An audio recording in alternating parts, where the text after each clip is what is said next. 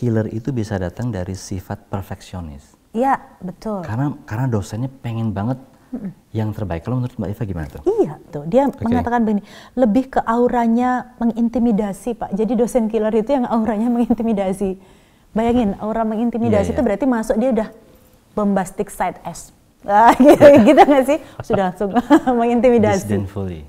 Apa katanya? Biasanya karena dosennya insecure sih. Menarik loh ini. Oh, dosennya jadi menurut insecure. Dia, iya. Jadi menurut dia killer itu justru insecure.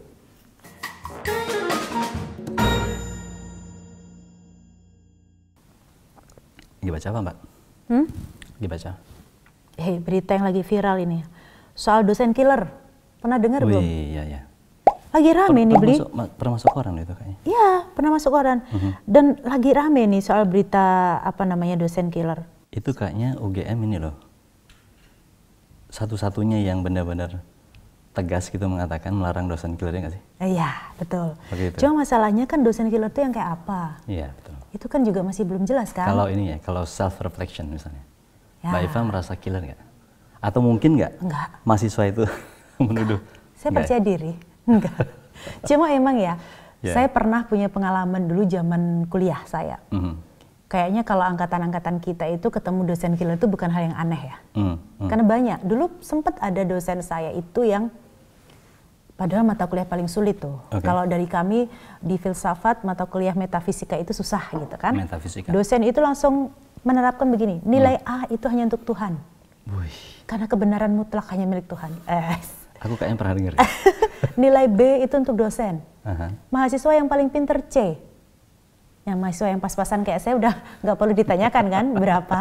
Nah, itu dulu kita menganggapnya sebagai dosen killer. Jadi nggak mungkin ada A di kelas itu berarti? Pada waktu itu enggak. Dan kita pasrah.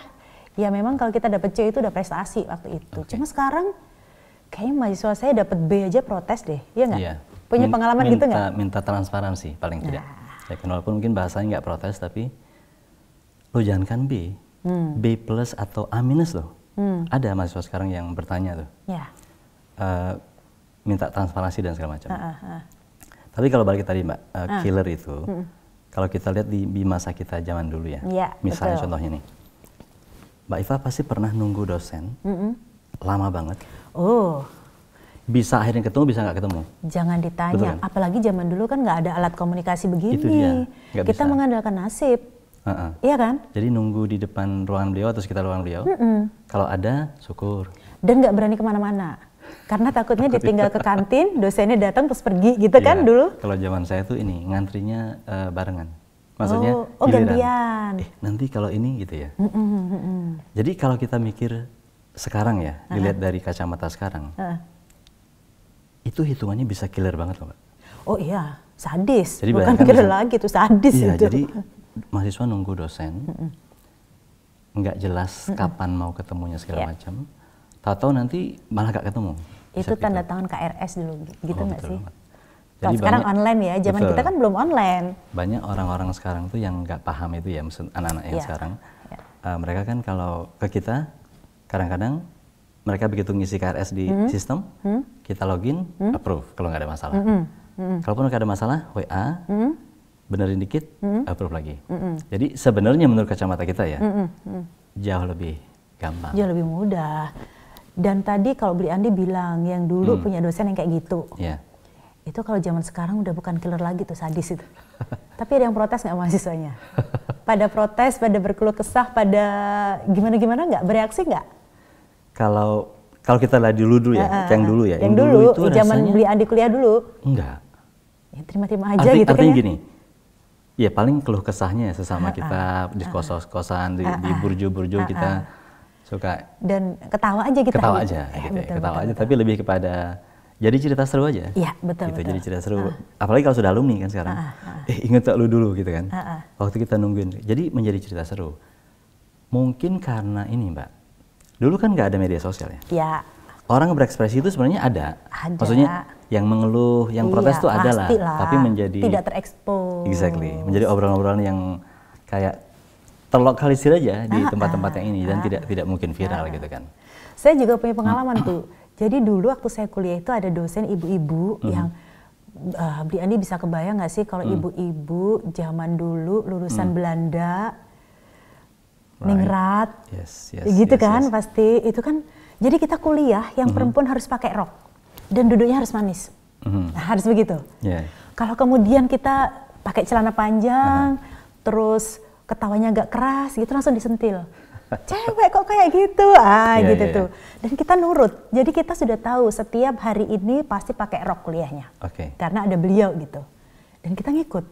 Ya udah pasrah aja ya. Itu akhirnya jadi bahan tadi yang kayak Bli Andi bilang waktu kita ketemu sama teman-teman jadi bahan kita bercandaan aja. Jadi kalau ada mahasiswa yang pakai rok kuliah ini ya, gitu.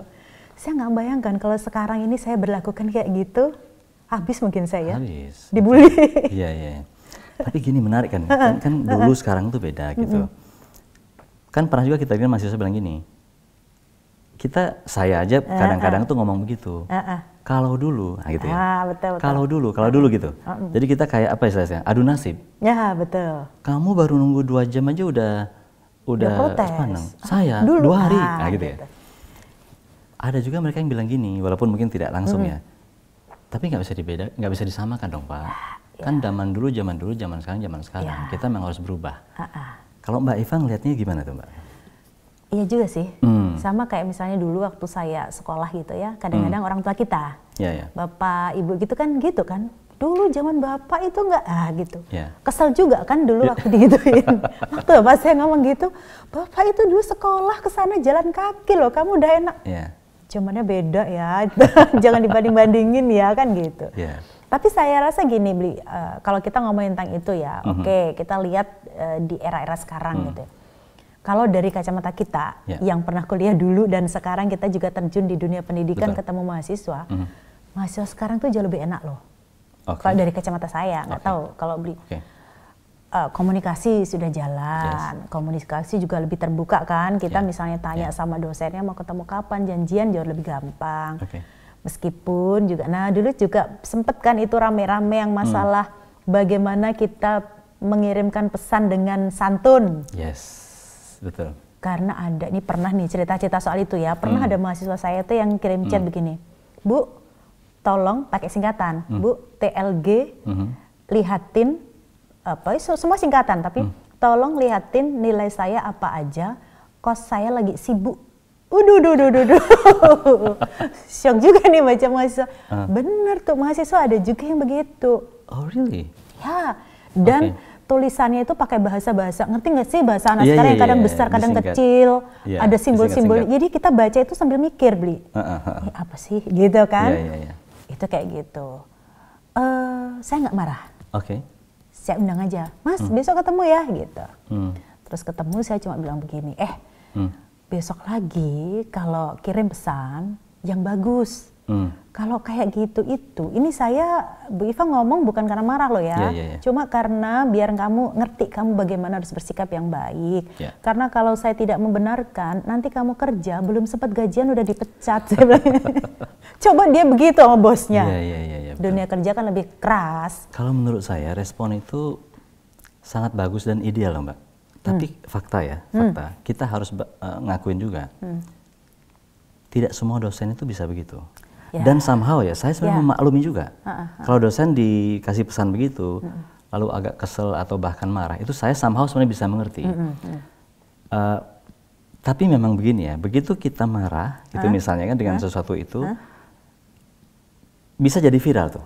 Oh banget. Karena kalau misal konteksnya nanti apalagi pelintir dikit atau diceritakan dengan cara yang berbeda atau di-spill di sosial media, itu bisa beda lagi urusannya. Kalau saya sih akan cerita dulu nih, mencoba mengerti kenapa dosen misalnya nggak happy dengan pesan begitu. Pertama gini, mahasiswa ya, itu kan pembelajar dewasa. Kita selalu bilang gini biasanya, untuk hal seperti itu, mahasiswa itu harusnya udah belajarin itu di masa lalu kan, maksudnya di SMA, SMP bahkan gitu ya. Kita membayangkan itu satu. Jadi kita agak sulit bisa nerima kenapa kok mahasiswa di usia segini masih kayak gitu. Itu pertama ya. Terus kedua ya seperti tadi yang Mbak Eva bilang, dalam komunikasi nanti di dunia nyata segala macam, dia akan ketemu orang-orang yang berbeda. Orang-orang yang memang niatnya itu. Kopinya diminum, Bri. Ya. Terus? Sehingga saya somehow tuh bisa mengerti gitu. Kenapa dosen nggak happy. Tapi kalau soal respon, nah soal respon sekarang. Seperti Mbak Eva itu menurut saya ideal tuh. Tapi kan ada juga yang tidak begitu. Tapi in general ya kalau menurut saya kan kadang-kadang gitu juga. Satu biasanya saya bilang gini, saya jawab dulu nih persoalan yang dia tanya. Ya, saya dia nanya ini atau itu, saya jawab dulu. Tapi berikutnya saya kasih wejangan juga tuh biasanya. Bisa lebih panjang. Jadi cara komunikasinya itu gini. Oh kemarin baru aja nih kejadian. Contohnya gini. Saya lupa tuh kemarin ceritanya. Jadi orang ngirim pesan ke saya. Oh sorry gini. Dia mau janjian. Oke, mau janjian bertemu saya untuk bertanya soal tema skripsi. Bagus nih. Dia bukan bimbingan saya tapi baru menjajaki. Bagus. Saya janjikan oke, kita ketemu hari Senin kemarin jam 9. Di kampus, saya tunggu nggak datang. Jam 9 lebih dikit, dia bilang gini. Nah ini soal kalimat ya. Kalimatnya begini. Karena hari ini saya mengalami kendala segala macam, apakah bisa saya ubah janjiannya menjadi hari lain? Jadi langsung karena saya mengalami kendala, apakah bisa saya ubah jadi hari lain? Menurut mahasiswa itu benar itu mungkin ya. Ya karena saya nggak bisa datang ya udah saya pengen ubah janjiannya. Nah kalau menurut saya dia telah membatalkan janji, maka fokusnya sebenarnya adalah minta maaf dan menjelaskan dulu apa yang terjadi. Iya, setuju. Betul nggak? Setuju. Bukan tiba-tiba ganti janjian gitu. Nah terus saya bilang, jawaban saya adalah oke, bisa kita ganti hari lain. Titik ya. Di kalimat berikutnya saya bilang, nah saya ada masukan buat kamu nih soal komunikasi. Saya bilang gitu. Satu, kalau kamu membatalkan janjian karena bla bla segala macam tadi itu, harusnya kamu fokus dulu pada alasan yang masuk akal dan sebenar-benarnya. Oke, baru kemudian minta maaf. Nah yang ketiga baru bicara soal apakah memungkinkan untuk diganti jadwal segala macam. Ini menurut saya tuh lama loh Mbak, sebelum membalas itu. Mikir dulu. Di mana salahnya anak ini gitu ya. Ya kan artinya gini, apakah dengan begini saya nanti jadi killer nggak? Ya. Artinya berarti mungkin dosen killer itu lebih ke penyampaian ya? Yes, sangat mungkin itu terjadi. Apalagi sekarang pakai pesan ya, kan nggak ada nada. Betul. Tapi kadang-kadang gini, kalau kita berbicara tentang dosen killer, lalu kemudian dari cerita-cerita tadi ya kita ngobrol, berarti ada juga faktor-faktor yang tidak cuma dari dosennya, tapi dari mahasiswanya yang kadang-kadang memang dalam nggak semua sih, tapi dalam kacamata kita sebagai dosen tuh kadang-kadang kebangetan juga nih gitu. Saya misalnya pernah ada mahasiswa yang pernah kesel nggak sih dengan mahasiswa yang kalau bimbingan hilang? Nanti detik-detik terakhir muncul, Bu, saya udah ngepepet nih Bu, detik-detik akhir nih Bu, tolong Pancasila sila kedua Bu, kemanusiaan yang adil dan beradab. Itu kan kadang-kadang kita sebagai dosen tuh dihadapkan pada suatu waktu dan timing dilema yang berat. Betul. Kita mau langsung tanda tangan juga ini belum, harusnya revisi masih banyak. Tapi kalau mau kita revisi, mau kita jalankan sesuai prosedur kemanusiaan yang adil dan beradab tadi gitu. Bukan hanya itu Mbak, motif-motif ayat suci. Barang siapa yang mempermudah, apalah gitu ya. Betul. Nah kan gitu kan. Nah mungkin hal-hal semacam itu diterima dosen-dosen yang biasa gitu ya. Maksudnya itu ya udah kita ini. Tapi kalau untuk dosen-dosen yang memang beliau orangnya tegas dan lain sebagainya, lalu sedikit cenderung tegas, nah itu dianggap killer, bisa aja. Setuju. Artinya berarti kan dari dua sisi ya, kalau kita ngomongin dosen killer kan, maksudnya kalau ada fenomena dosen killer itu berarti kita ngelihat juga bagaimana dosennya, kita ngelihat bagaimana mahasiswanya, Setuju banget. Dan itu menurut saya tidak baku loh. Iya. Konteksnya tuh relatif. Tapi ada satu hal mungkin ya kalau boleh ya, kalau bisa dosen itu memberikan penjelasan di awal.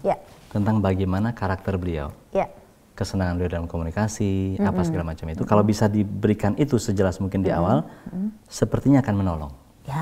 Setuju nggak Mbak?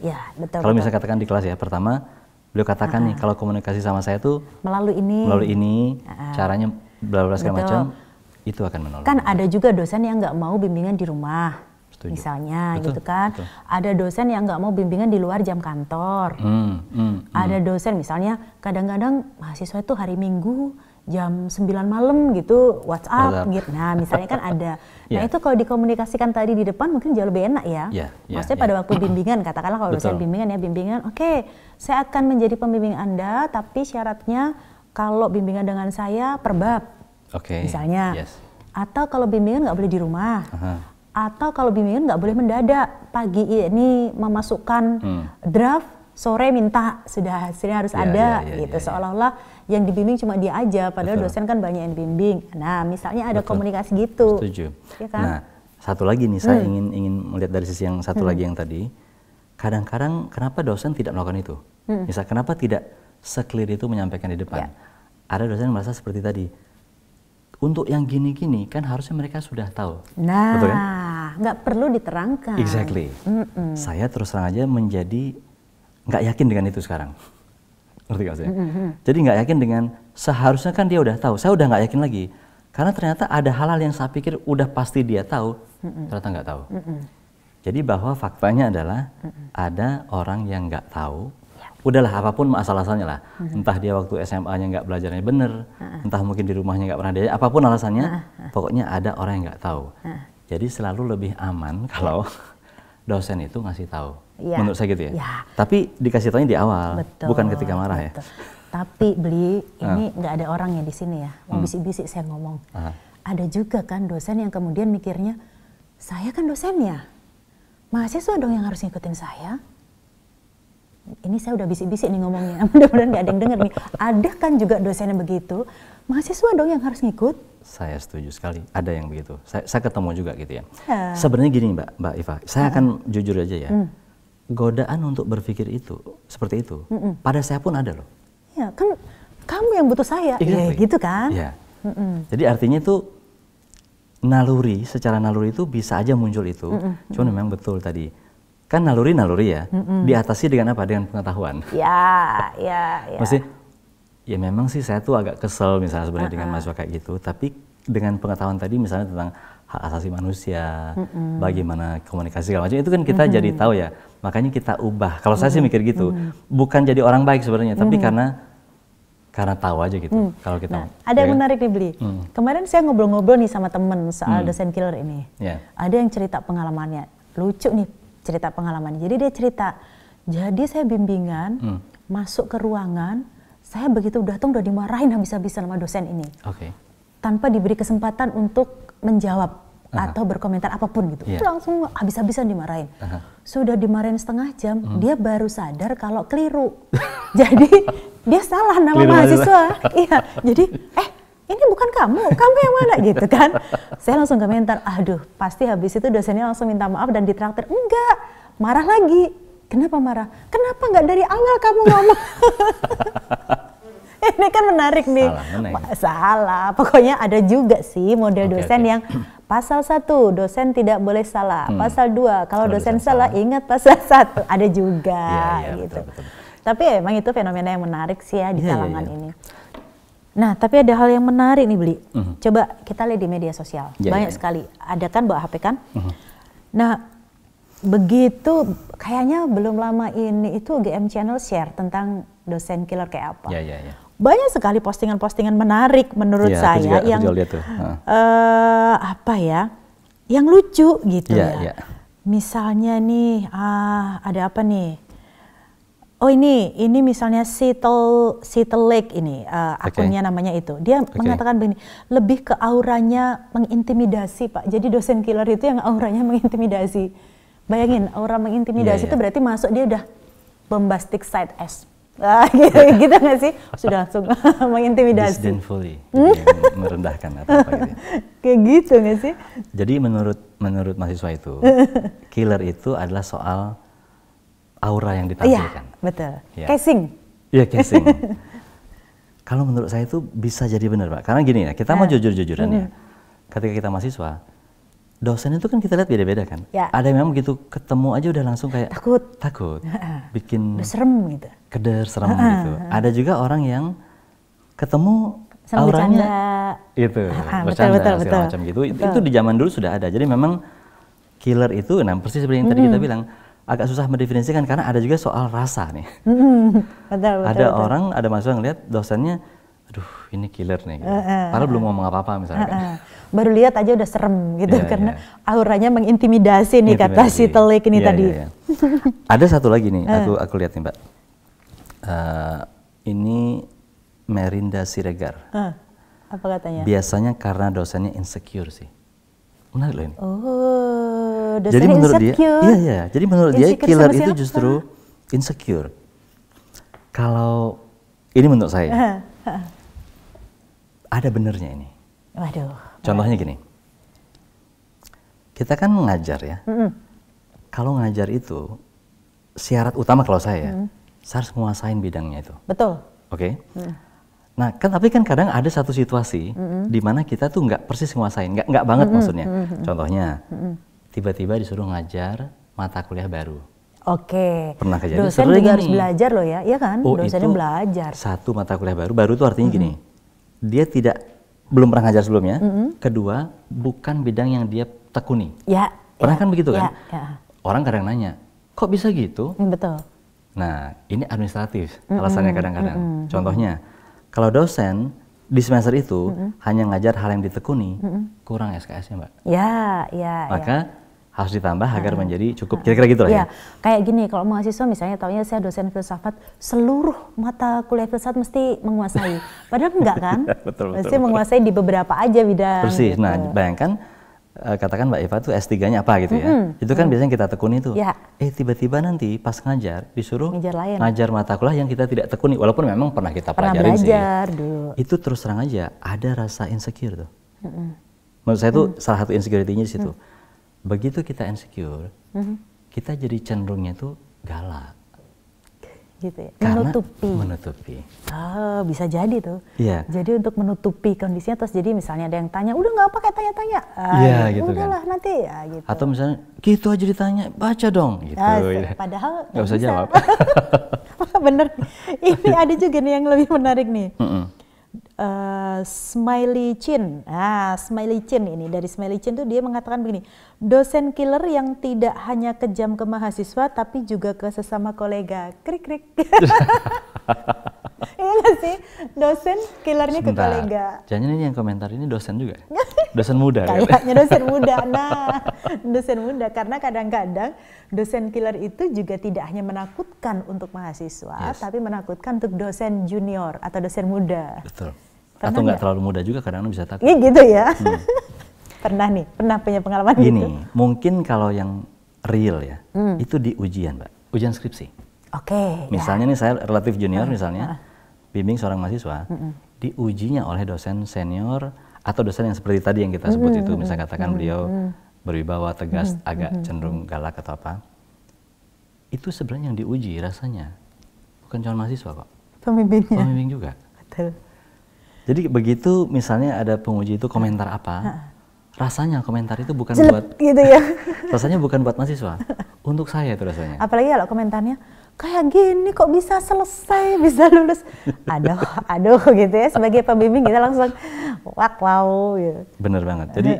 Jadi kalau kita bicara soal insecure tadi ya urusannya atau soal ini kita udah bahas, terus yang ini adalah soal dosen yang killer tidak hanya kepada mahasiswa tapi juga kepada dosen. Koleganya. Itu menurut saya ada benarnya tuh. Terutama senior junior kayak tadi kan. Makanya kalau saya usahakan ya, mudah-mudahan saya berhasil. Kalau lagi menguji skripsi dan itu dibimbing oleh dosen junior, saya akan usahakan memilih diksi, kata-kata, tone itu yang karena udah kurang rasain soalnya. Betul. Kita pernah jadi junior gitu kan. Jadi ketika misalnya kita ingin betul-betul mengoreksi sesuatu, gimana ya pemilihan kata-katanya agar si pembimbingnya ini nggak merasa sakit banget. Sakit banget. Bener. Misal gini kan, kalimatnya gini, ini kamu bener nih kayak gini, gitu kan misalkan ya. Mungkin kalimatnya seperti itu, tapi dosen junior sebagai pembimbing akan mendengarnya berbeda. Misalnya gini yang didengar adalah, ini pembimbingmu emangnya nggak kerja ya, gitu ya. Seolah-olah gitu ya. Kok bisa kayak gini? Kok bisa kayak gini? Betul. Ya, benar. Itu benar sih. Jadi kayaknya Ini siapa tadi? Smiley ini benar juga dosen killer yang tidak hanya kejam ke mahasiswa tapi juga ke sesama kolega. Betul. Bisa aja ini terjadi. Oke, ini ada satu lagi Pak nih. Mana? Apa tuh yang menarik? Ini ada komentar misalnya gini. Ini lebih melihat dari sisi yang lain ya. Dosen killer itu, ini menurut Faradil Ar-Rahman, nggak tahu lah siapa itu maksudnya. Dia bilang gini, perfeksionis tapi galak, bikin nangis. Jadi kalau saya bahasakan ulang nih maksudnya, killer itu bisa datang dari sifat perfeksionis. Iya, betul. Karena dosennya pengen banget yang terbaik. Kalau menurut Mbak Iva gimana tuh? Iya, sangat masuk akal itu. Jadi ini kayaknya nyambung juga nih. Tadi saya membaca yang agak-agak mirip tuh. Irwan di Gucci. Nggak apa-apa sih dapat dosen killer asalkan ilmunya daging. Daripada dosen yang santai tapi lepas tangan waktu sidang. Jadi dosen yang killer cenderung perfeksionis mungkin ya. Karena dia mau misalnya bimbing nih ya. Mau yang saya bimbing itu benar-benar bagus banget. Meskipun kadang-kadang dari sisi mahasiswanya itu aduh terengah-engah ngikutin beliau gitu kan. Betul. Lalu kemudian dianggap sebagai dosen killer. Karena aduh kalau bimbingan sama beliau bimbingan kalau misalnya kita bimbingan sama beliau aduh nyerah deh. Karena revisinya detail setitik komanya apa. Tapi sebenarnya dari yang killer itu hasilnya worth it banget. Kualitasnya bagus. Daripada kita gimana? Ya tanda tangan gimana? Lanjut ya. Tapi pada waktu ujian habisin. Betul. Nah, sebenarnya kan ada juga sisi positifnya gitu loh. Kalau misalnya artinya kalau misalnya dosen bimbingan meminta kita bolak-balik, kita mikir positifnya justru malah ini meringankan pada waktu ujian. Setuju. Ya enggak? Setuju. Ya kan? Saya termasuk kalau boleh jujur nih, pembimbing skripsi saya itu ditakutin secara positif ya. Iya. Karena memang perfeksionis, cenderung galak dalam arti memang benar-benar detail gitu. Terus terang aja seperti Mbak Iva bilang tadi, waktu itu juga saya ketar-ketir. Tapi ternyata ujian skripsi saya itu 40 menit doang, Mbak. Saking lancarnya. Gitu. Jadi itu dalam hal ini menurut saya itu benar tuh. Kita harus bisa bedakan ini killer atau perfeksionis ingin kebaikan. Cuman dari tadi ya, saya pengen membela mahasiswa juga nih. Hal begitu, itu lagi-lagi sebaiknya itu clear gitu. Misalnya gini ya, bolak-balik nggak apa-apa, tapi jelas mana yang direvisi, mana yang tidak. Nah, susah kalau dosennya lupa. Dari ini kok gini, mahasiswa nggak mungkin kan kemarin bapak yang bilang gitu kan nggak mungkin kan? Kemarin bapak yang kasih masukan, dosennya lupa, udah killer pelupa lagi. Tapi itu ini ya, kalau secara manusia itu sangat mungkin loh Pak. Iya banget. Artinya gini, contohnya ini kita membimbing 7 orang, 8 orang. Pas kita ngoreksi yang nomor 1, ini mungkin nggak detail, kita kembaliin. Tapi pas dia balikin kita baru ngeh, ini belum saya koreksi nih, di bab sekian gitu. Padahal ini udah lewat kan. Nah mahasiswa akan merasa, kok nggak dari kemarin Pak? Gitu kan, kok nggak dari kemarin Bu? Gitu kan. Jadi itu sebenarnya ada proses yang manusiawi sekali, ketika dosennya ada kelewatan, baru kemudian disusulkan berikutnya. Itu satu. Atau benar-benar lupa tadi. Ya, karena saking banyaknya bebannya, beban hidup. Dan lupa dan ini bisa jadi bertentangan dengan apa yang beliau sampaikan sebelumnya. Ya nggak sih? Tadinya ngomong A, sekarang jangan A. Nah, gitu. Dan itu mungkin terjadi kan? Sangat mungkin terjadi. Mahasiswanya bingung. Dan mahasiswa kan juga nggak mungkin loh, kemarin bapak yang bilang gitu. Kan nggak mungkin ya. Nggak mungkin. Apalagi konteksnya gini juga Mbak, konteksnya itu tergantung ilmunya ya. Kalau bidang ilmunya seperti Mbak Iva nih, sosial, humaniora banget, atau satunya eksakta, mungkin beda nature-nya juga. Karena kan kadang-kadang begitu dilihat dari kacamata tertentu, pendapatnya jadi A. Tapi pas dibaca ulang, harusnya B, atau harusnya bukan A. Ya kan gitu ya. Itu nature ilmunya. Kalau matematika mungkin cenderung misalnya sama. Jadi mahasiswa mungkin harus ngerti juga nih. Dosen yang beda-beda pandangannya itu atau bisa kadang-kadang berubah, itu sebenarnya itu yang terjadi. Gitu. Jadi artinya kayaknya gini deh Bli. Isu masalah dosen killer itu beneran deh, ini nggak hanya sekedar bagaimana dosennya gitu, tapi dari dua belah sisi. Antara dosen dan mahasiswa ini saling berbenah harusnya. Setuju. Ya nggak? Setuju banget. Karena kita juga nggak bisa, maksudnya biar tidak dianggap dosen killer, pokoknya semua mahasiswa dikasih A, kan nggak juga. Betul. Saya pernah loh ngasih satu kelas itu nilai C dan D semua. Kenapa? Karena buat makalah sama mereka. copy paste. Mungkin dikiranya karena sekian banyak mahasiswa saya nggak baca ya. Padahal kalau dosen itu gini nggak, Bli Andi? Misalnya kita baca makalah ya, kita nggak detail sih makalah satu-satu, tapi begitu kita baca sekilas, kayaknya sama dengan tadi gitu kan? Betul, ini nadanya, apanya, model analisanya, cara berpikirnya kan sama. Kayaknya sama dengan tadi. Begitu kita curiga sama dengan tadi, langsung kita cek semua. Nah, baru ketahuan semua dikasih. Jadi memang kuncinya itu bukan di dosennya aja. Setuju. Tapi dua-duanya nih, bebenahnya itu harusnya dua-duanya, gitu kan. Termasuk kayak tadi mahasiswa yang tiba-tiba, Pak, mohon belas kasihan ini sudah detik-detik terakhir. Kasihan orang tua saya, misalnya. Saya pernah loh Bli, ini beneran terjadi mahasiswa yang dia itu, ikut kuliah saya, tapi mengumpulkan tugas dan mengumpulkan hasil ujian itu telat. Nggak telat lagi, sudah beda semester gitu. Beda semester. Dan kemudian tiba-tiba dia langsung ngomong, Bu, saya minta nilai karena saya sudah mau yudisium. Itu beneran terjadi. Saya tidak kasih.